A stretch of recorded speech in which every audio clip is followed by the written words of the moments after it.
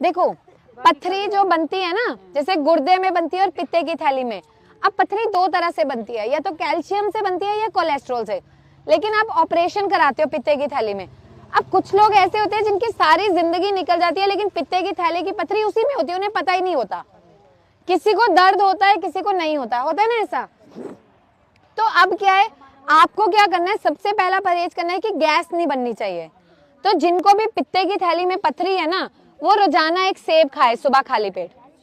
सेब से गैस नहीं बनेगी और धीरे धीरे आपको जो दर्द होता है वो नहीं होगा, ठीक है। दूसरा, दो तरह से किया जाता है। आयुर्वेद में 50% ऐसे लोग हैं जिनमें थैली की पथरी निकल जाती है और 50% जिनमें नहीं निकलती है। तो वहां पे आपने दो चीजें घर पे शुरू करनी है। एक तो जो सेब मैंने बताया वो शुरू करना है, और दूसरा ना एक प्लांट आता है, एक जड़ी बूटी आती है, गोक्षुर। गोक्षुर मैं लिख दूंगी अभी। गोक्षुर आदि काढ़ा, उसको पीना होता है दवाई को, 4-4 चम्मच रोजाना सुबह शाम। वो पथरी को कमजोर करता है और मदद करता है निकलने में। सफेद पानी जब लंबे समय तक रहता है वो अपना रंग बदलता है, कभी सफेद, कभी पीला, कभी हरा, कभी चिपचिपा, कभी गाढ़ा, कभी दूध की तरह फटा हुआ, अलग अलग तरह से। हम उस समय क्या करते हैं, कुछ नहीं करते।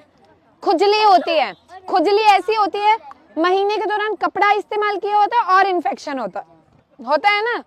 जो लोग कपड़े इस्तेमाल करते हैं उनके पेशाब वाली जगह पे जलन रहती है ना, हमेशा खुजली रहती है। गर्मियों में जब पसीना आता है, चलते हैं, और ज्यादा दिक्कत होती है बहुत लोगों को ऐसे।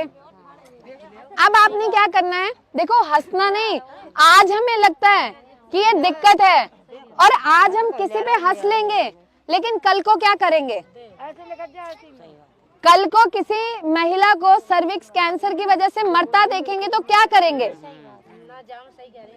ठीक है, आज अपनी बीमारी के लिए अगर खुल के आवाज उठाओगे तभी तो ठीक होंगे ना, नहीं तो कोई ठीक कैसे होगा। और आज किसी की मानो माँ को दिक्कत है, अगर अपनी मतलब माँ को पता होगा दिक्कत है तभी तो वो अपनी बेटी को बता पाएगी कि दिक्कत है।